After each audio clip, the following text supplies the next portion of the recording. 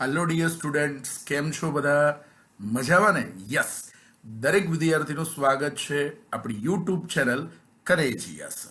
Yes, તો વિદ્યાર્થીઓ, આજે આપણો સરસ મજાનો સેશન જે છે એ ઇંગ્લિશ વોકેબ્યુલરી પર છે, એટલે કે અંગ્રેજી શબ્દ ભંડોળ પર છે.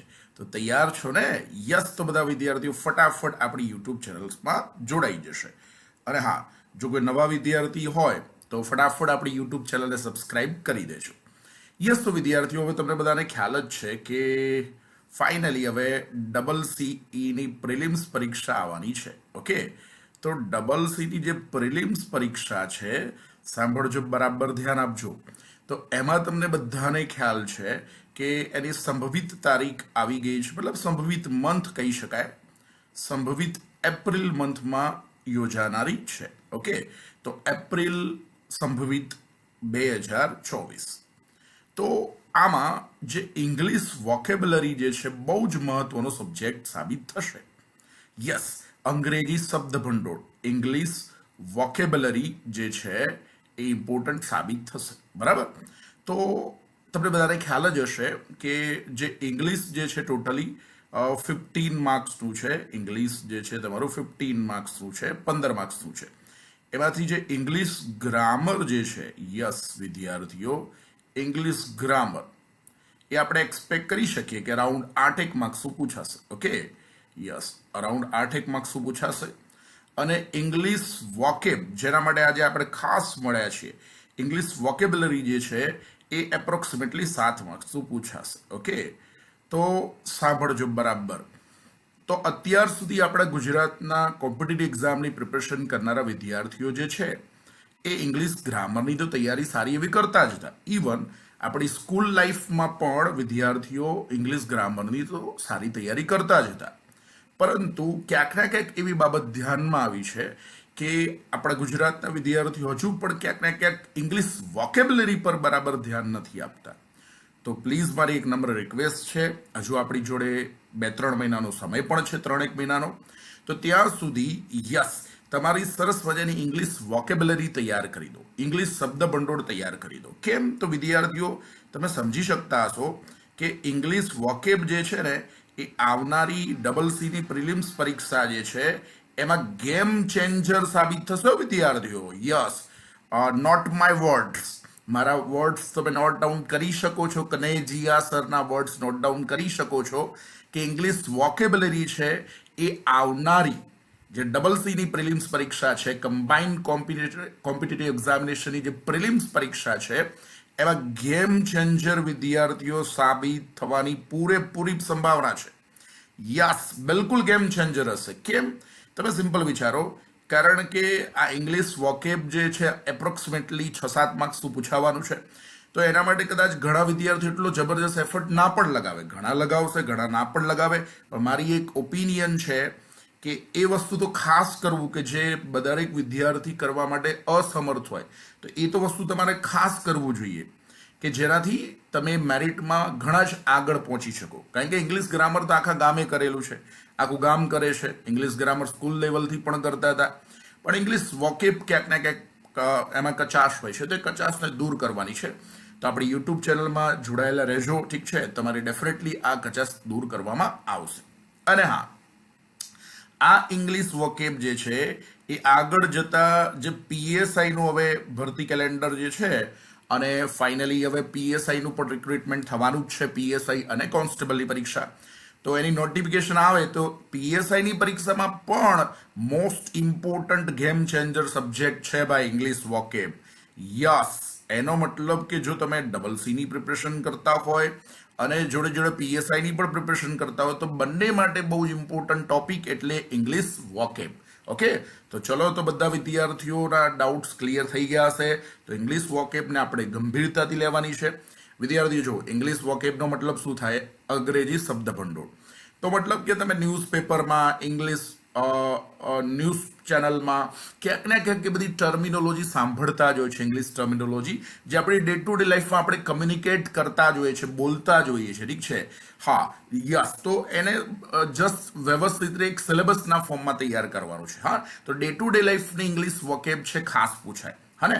અને એમાં પણ તમને બધાને ખબર છે કે સિનોનિમ છે. યસ, સિનોનિમ્સ જે છે. યસ, એન્ટોનિમ્સ જે છે. સિનોનિમ સમાનાર્થી શબ્દો છે. પછી એન્ટોનિમ્સ એટલે વિરોધી શબ્દો છે. યસ, પછી તમને બધાને ખબર છે કે આ ટાઈપના ટોપિક્સ જે છે ઇંગ્લિશ વોકેબ માટે મહત્વના હોય છે. અને હવે તો ઇંગ્લિશ વોકેબના ભાગ સ્વરૂપે તમને કોમ્પ્રિહેન્શન પણ છે. યસ, કોમ્પ્રિહેન્શન પણ છે. તો એ પણ ઇમ્પોર્ટન્ટ સાબિત થશે. યસ, કોમ્પ્રિહેન્શન છે, સિનોનિમ્સ છે, એન્ટોનિમ્સ છે.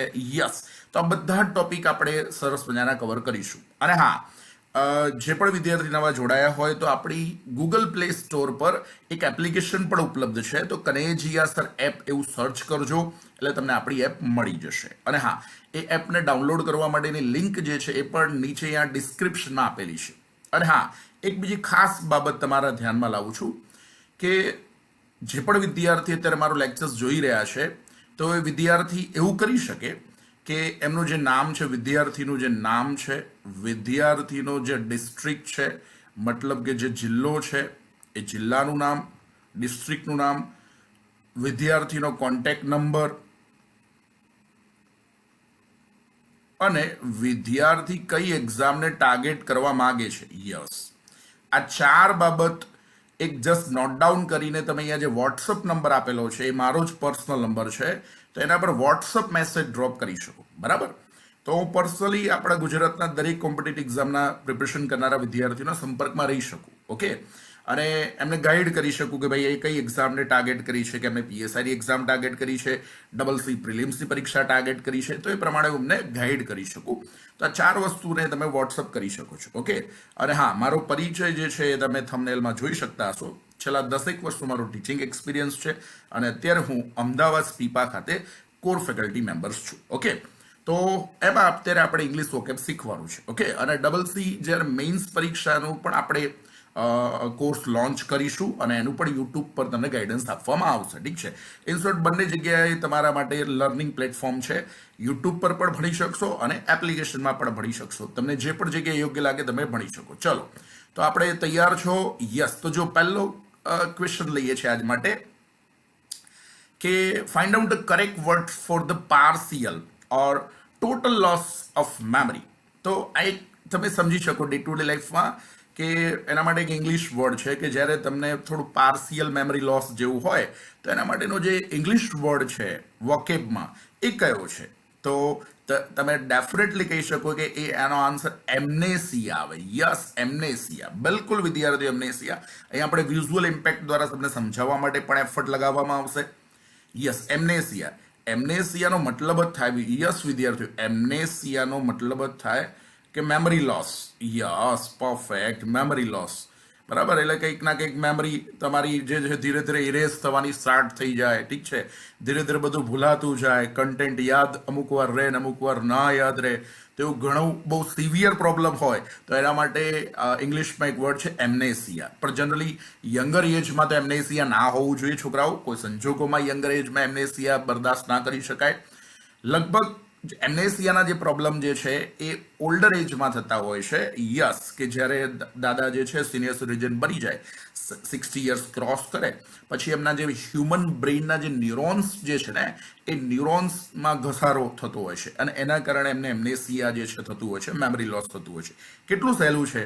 બસ, તો વિદ્યાર્થીઓ આ રીતે સરસ મજાનું આપણે ઇંગ્લિશ વોકેબ ભણીશું. બહુ જ સહેલું છે છોકરાઓ. હા ને.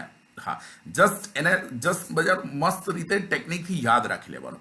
અને આપણા પ્લેટફોર્મની ગેરંટી જ છે કે કન્ટેન્ટ એવી રીતે ભણાવવામાં આવશે કે તમને બધું જ યાદ રહી જાય. યસ, એ આપણા પ્લેટફોર્મનો મોટો છે. ઓકે, ચલો, પહેલો ક્વેશ્ચન તમને આવડી ગયો. ચલો, સેકન્ડ ક્વેશ્ચન ટ્રાય કરીએ કે correct meaning of rarely. Rarely એટલે તમે સમજી શકો કે ભાગ્યે જ, જવલ્લે જ, ભાગ્યે જ, જે આપણે ગુજરાતીમાં કહીએ છીએ ભાગ્ય છે તો જવલ્લે જે ઘટના બને એને રેરલી કહેવાય. પણ રેરલી માટે ઇંગ્લિશમાં એક બીજો પણ વર્ડ યુઝ થતો હોય છે, તમને બધાને ખ્યાલ જ હશે. Once in a red moon, no. Once in a grey moon, no. Once in a black moon, no. આના માટે ઇંગ્લિશમાં મસ્ત વર્ડ છે once in a blue moon ઘટના. યસ, આનો આન્સર છે સી આવશે. સી આનો આન્સર આવશે. કે કોઈ જવલ્લે જ ઘટના બનતી હોય તો એને શું કહેવાય? Once in a blue moon કહેવાય. યસ, તો તમે સમજી શકો છો. ફોર એક્ઝામ્પલ, હમણાં જ ઇન્ડિયા અને અફઘાનિસ્તાન વચ્ચે તમને બધાને ખ્યાલ હોય તો T20 મેચ થઈ હતી, બરાબર. એમાં લાસ્ટ T20 મેચ જે ત્રીજા નંબરની થઈ હતી ને, તો એમાં બે સુપર ઓવર થઈ હતી, ઠીક છે. મતલબ મેચ ટાઈ થઈ હતી અને પછી ટાઈ થયા પછી સુપર ઓવર થઈ હતી છોકરાઓ, અને સુપર ઓવર એ પણ પાછી બે વાર super over.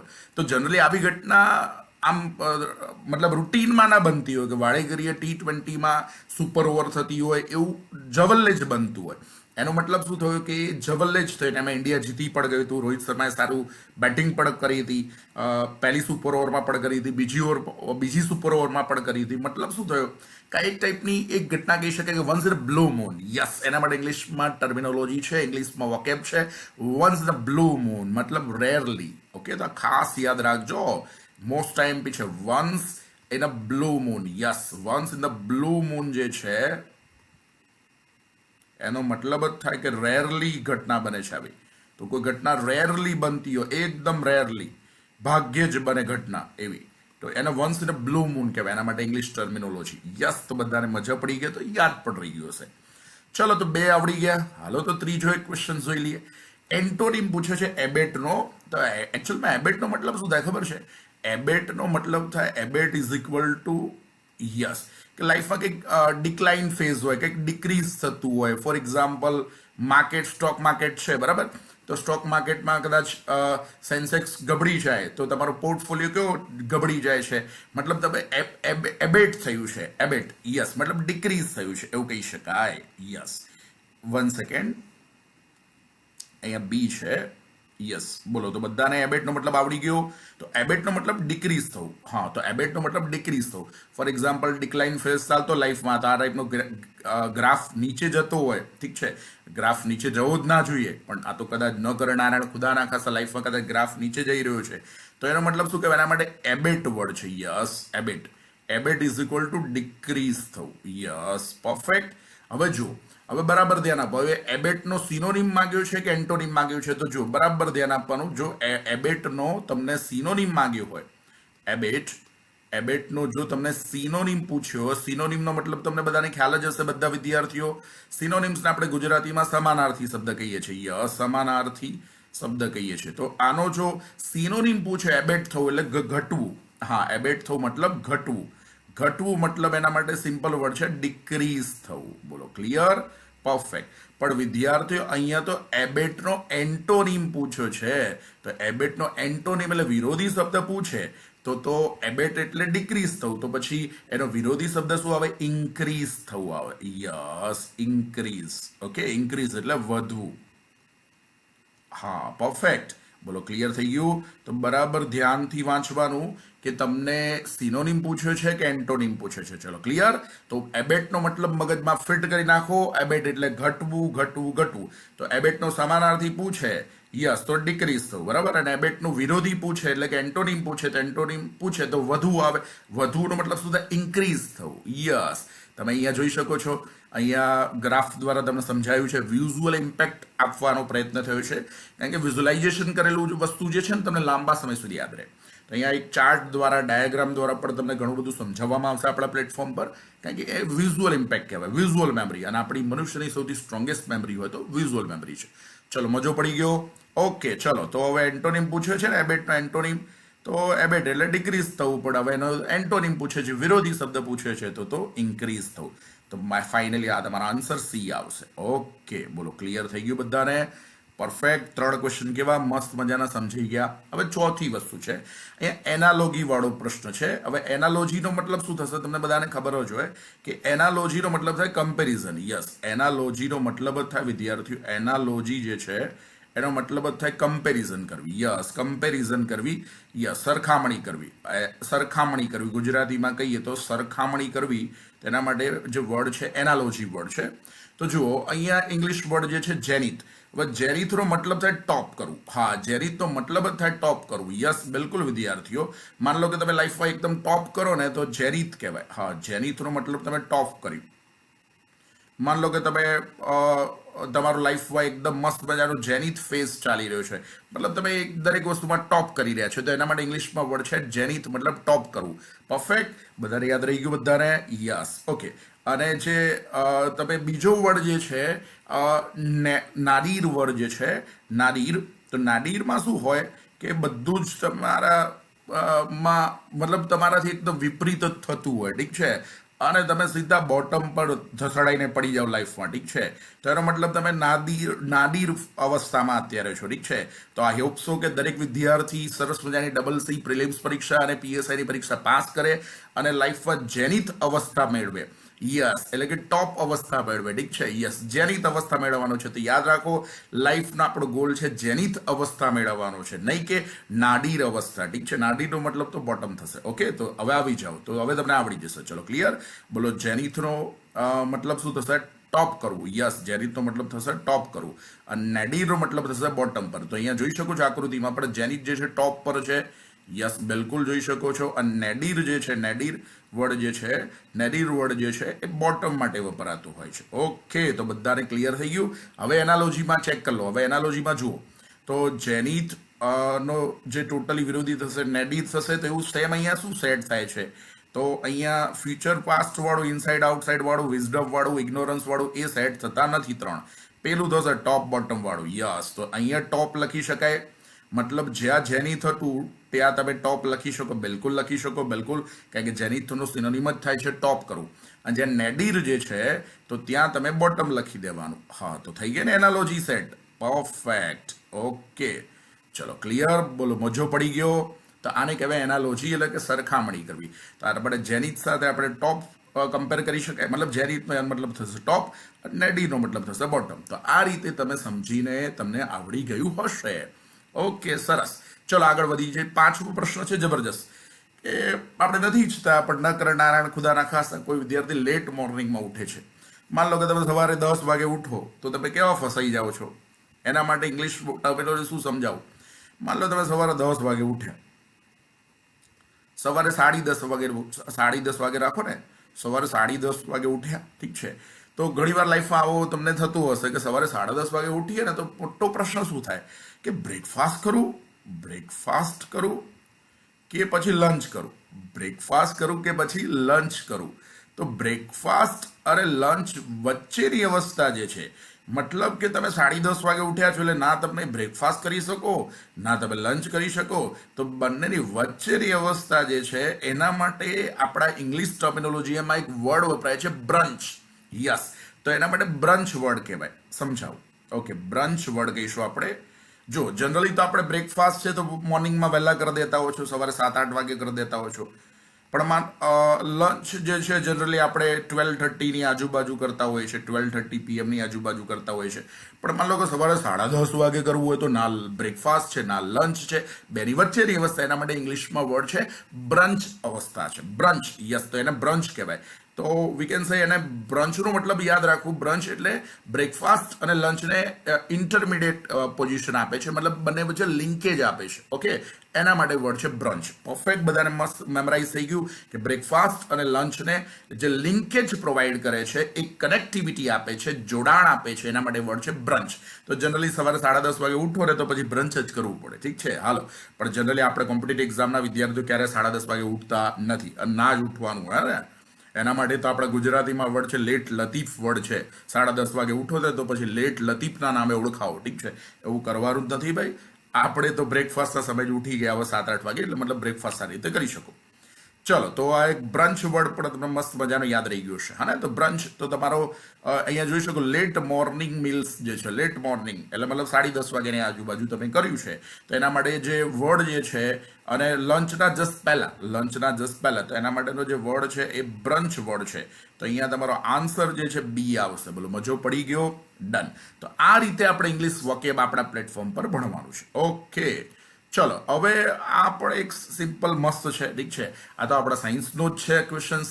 then examination of tissue removed from a living body to discover the presence, cause or extent of a disease. તો એના માટે જે વર્ડ છે ટર્મિનોલોજી બાયોપ્સી વર્ડ છે. અહીંયા ડી આન્સર આવશે. હું સમજાવી દઉં દેશી ભાષામાં. તો વિદ્યાર્થીઓ, આ એક તમને બધાને ખ્યાલ જ હશે. માન લો કે તમને શરીર પર ક્યાંક ગાંઠ થઈ છે. અહીંયા માન લો તમને નાનકડી ગાંઠ થઈ છે આપણા શરીરમાં, માન લો કે મતલબ નાનકડી એક ગાંઠ જેવું છે, ટ્યુમર જેવું છે. ઓકે, તો હવે નાનકડી ટ્યુમર જે છે, ગાંઠ જે છે, તો એવું હોય ને તો આપણને એક ક્વેશ્ચન થતો હોય. શું ક્વેશ્ચન થતો હોય કે આ તમારી ગાંઠ જે છે એ સાદી હશે કે કેન્સરની હશે, તો એ ડાઉટ દૂર કરવો હોય ને તો એના માટે મેડિકલ સાયન્સમાં એક મેથડ આવે, એનું નામ છે બાયોપ્સી કરાવવી પડે. યસ, બાયોપ્સી કરાવવી પડે. તો બાયોપ્સીમાં શું હોય, પેલા પેથોલોજીસ્ટ ડોક્ટર જોડે જવું પડે, એટલે પેલા લેબોરેટરી વાળા ડોક્ટર જે છે બાયોપ્સી કરી આપતા હોય છે. એ બાયોપ્સીમાં શું હોય કે તમારો જે ગાંઠનો ભાગ છે ઓપરેટ કરે, અને પછી પેલા પેથોલોજી લેબોરેટરી વાળા જે પેથોલોજીસ્ટ ડોક્ટર છે એ એક્ઝામિન કરે, અને પછી તમને ફાઇનલ રિપોર્ટ જનરેટ કરીને કહે કે તમારી જે ગાંઠ જે છે એની અંદર જે સેલ છે એ સાદા સેલ છે કે કેન્સરના સેલ છે. ઓકે, તો ચલો ક્લિયર થઈ ગયું. એન એક્ઝામિનેશન ઓફ ટીસ્યુને ગુજરાતીમાં પેશી કહીએ છીએ. Remove for a living body, કે આપણા શરીરમાંથી જે પેશી જે બહાર કાઢવામાં આવી છે એને આપણે પ્રયોગશાળામાં જઈને પછી એને આપણે બરાબરની એક્ઝામિન કરી નાખી. તો એના માટેની જે મેથડ છે, એના માટે વર્ડ છે જે બાયોપ્સી વડાવશે. BIOPSY. યસ, તો બધાને યાદ રહી ગયું બધાને? તો એને આપણે બાયોપ્સી કરાવી કહેવાય. હા ને, પરફેક્ટ. તો ક્યાંક સગાવાલાને બાયોપ્સી કરાવી હોય તો એમાં ઘરમાં ચર્ચા થાય છે ને કે ભાઈ આજે અમારા સગાને બાયોપ્સી કરાવી અને હવે રિપોર્ટની રાહ જોઈ રહ્યા છે કે કેન્સર નીકળે છે કે નહીં. એ બાયોપ્સીનો રિપોર્ટ આવે પછી ખબર પડે કે ભાઈ કેન્સર છે કે નહીં. ચલો, તો અહીંયા એ આવશે નહીં આવે, બી આવશે નહીં આવે, સી આવશે નહીં, સ્પેલિંગ જ ખોટા છે ને. તો અહીંયા સાચો સ્પેલિંગ છે બાયોપ્સીનો BIOPSY. Yes, biopsy. તમે સમજી શકો છો બાયોપ્સીનો BIO તો આવે જ, બાયોપ્સી અને પછી PSY. યસ, તો તમારો બાયોપ્સી જવાબ આવશે. હવે આજનો આપણે છેલ્લો ક્વેશ્ચન જોઈ લઈએ છીએ.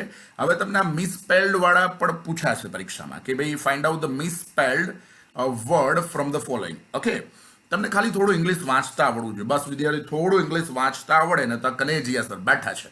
હું તમને મસ્ત મજાનું ઇંગ્લિશ વોકેબ એવું ઘૂઘરા જેવું કરાવીશ ને કે પણ ગેરંટી સાથે તમને કહેવામાં 7માંથી 7 માર્ક્સ પાકા. યસ, તો અહીંયા આપણે સરસ મજાનું ડબલ સી પ્રિલિમ્સ માટે ઇંગ્લિશ વોકેબને એટલી તનતોડ મહેનતથી આપણે ભણવાનું છે ને કે ગેરંટી છે 7 પાક્કા માર્ક્સ. યસ, 7 માર્ક્સ પાક્કા. યસ, 7 માર્ક્સ પાક્કા. યસ, બિલકુલ 7 માર્ક્સ પાક્કા ભાઈ. બિલકુલ ડબલ સી પ્રિલિમ્સ માટે તમારા જે છે 7 માર્ક્સ પાક્કા કરી નાખશે. કયો ટોપિક? તો તમારો ઇંગ્લિશ વોકેબ નામનો જે સબ્જેક્ટ છે, ટોપિક જે છે એ તમારા 7 માર્ક્સ પાકા કરી આપશે. યસ, એ મારી ગેરંટી છે તમને. ઓકે, ચલો તો હવે છેલ્લો ક્વેશ્ચન જોઈ લઈએ. હાલો, બહુ સિમ્પલ છે. મિસસ્પેલ જે છે તો અહીંયા જોઈ લો કે find out the misspelled word from the following. એટલે ખોટો સ્પેલિંગ કરેલો. મિસસ્પેલનો મતલબ ખોટો સ્પેલિંગ. ઓકે, હા, ખોટો સ્પેલિંગ જે છે. તો અહીંયા જો આર્ગ્યુનો તો સ્પેલિંગ સાચો છે, બિલકુલ. આર્ગ્યુમેન્ટ જે છે એમાં આર્ગ્યુ વર્ડ છે, અહીંયા સ્પેલિંગ સાચો છે. આ તો સાચો છે. પછી અકોર્ડિંગ પણ પરફેક્ટ સાચું છે. તમને બધાને સ્પેલિંગ આવડતા જ હોય. તો જો આર્ગ્યુનો સ્પેલિંગ તો ARGU થાય, પરફેક્ટ. એ તો બધાને આવડતો જ હોય. પછી અકોર્ડિંગનો સ્પેલિંગ પણ તમને બધાને આવડતો હોય કે અકોર્ડિંગ એટલે મતલબ મારા મત મુજબ આવું હોવું જોઈએ. According to me, according to my opinion આવું હોવું જોઈએ. તેના માટે અકોર્ડિંગ વર્ડ છે ઇંગ્લિશમાં. તો એ પણ સ્પેલિંગ સાચો છે. પછી અપ્રોચ, પેલા નથી કહેતા કે તમારો અપ્રોચ પોઝિટિવ હોવો જોઈએ. Yes, approach. યસ, APP આવે. Yes, approach. તમારો અપ્રોચ પોઝિટિવ અપ્રોચ હોવો જોઈએ. એવું નથી કહેતા કે પોઝિટિવ અપ્રોચ સાથે તમે ડબલ સી પ્રિલિમ્સની તૈયારી કરો તો તમને સફળતા મળવાની જ છે. અપ્રોચ એટલે દ્રષ્ટિકોણ. યસ, એને ગુજરાતીમાં આપણે દ્રષ્ટિકોણ કહીએ છીએ. યસ, દ્રષ્ટિકોણ. પોઝિટિવ દ્રષ્ટિકોણ સાથે તમે તૈયારી કરો તો તમને સફળતા મળવાની છે. આર્ગ્યુમેન્ટ એટલે દલીલ કરવી. આર્ગ્યુ કરવું એટલે દલીલ કરવી. હા, જો દલીલ કરવામાં આવે છે એને આર્ગ્યુમેન્ટ્સ કરી કહેવાય. ઠીક છે, દલીલ કરવી. હા, પરફેક્ટ. અને અકોર્ડિંગ એટલે મત મુજબ, મારા મત મુજબ આવું હોવું જોઈએ. ઓકે, તો આ 3 તો સ્પેલિંગ સાચા જ છે. અહીંયા એક્સેપ્ટનો સ્પેલિંગ ખોટો છે. જો ડબલ ટી કરે છે, ડબલ ટી ક્યાંથી આવે? તો આ પેલા 1, 2 અને પેલા અપ્રોચનો સ્પેલિંગ સાચો છે, પણ એક્સેપ્ટનો સ્પેલિંગ ખોટો છે. હા, આનો સ્પેલિંગ ખોટો છે. મતલબ એ તમારો આન્સર છે. કારણ કે તમારે અહીંયા ખોટી જોડણી વાળું શોધવાનું છે ને. યસ, અહીંયા ખોટી જોડણી કઈ છે? એક્સેપ્ટ વાળી. તો એક્સેપ્ટ માટે તો તમે સમજી શકો, માન લો કે કોઈ કોલ રિસીવ કરો તો તમે એક્સેપ્ટ કર્યું કહેવાય ને. Yes, accept. યસ, ACC આવે. હા, ACCEPT. અને આવું આપ્યું હોય તો એ સ્પેલિંગ સાચો છે, જોડણી સાચી છે. ઓકે, પણ માન લો અહીંયા તો શું આપ્યું છે? જો ACC પછી હા E આપ્યો છે, પછી P આપ્યો છે, પછી ડબલ T આપે છે. આ તો સ્પેલિંગ ખોટો. એક્સેપ્ટનો સ્પેલિંગ આવો આવે નહીં. મતલબ એ મિસસ્પેલ્ડ કરેલો છે, મતલબ કે ખોટી જોડણી છે. બરાબર, એટલા માટે ફાઇનલી આન્સર આવશે તમારો સી. બોલો, ક્લિયર? મજો પડી ગયો? હાલો, તો આ રીતે તમને સરસ મજાનું આપણા પ્લેટફોર્મ પર તમને શીખવાડવામાં આવશે, સમજાવવામાં આવશે. તો ફટાફટ આપણી યુટ્યુબ ચેનલ સબસ્ક્રાઇબ કરી દેજો. અને હા, મેં તમને અચૂક જે કહ્યું છે એ પ્રમાણે જે આપણો કોન્ટેક્ટ નંબર જે છે વોટ્સઅપ નંબર, એના પર તમે તમારું નામ, તમારા ડિસ્ટ્રિક્ટનું નામ, તમારી પરીક્ષાની કઈ તૈયારી કરો છો એના વિશે જસ્ટ એક વોટ્સઅપ મેસેજ ડ્રોપ કરી દો. મારા સતત સંપર્કમાં રહો અને આપણે તૈયારીને વધારે આગળ વધારીશું. ચલો વિદ્યાર્થીઓ, આટલું રાખીએ છીએ. ફરીથી મળીશું વધારે એનર્જી અને ઉર્જા સાથે. ત્યાં સુધી મને રજા આપો. જય શ્રી કૃષ્ણ.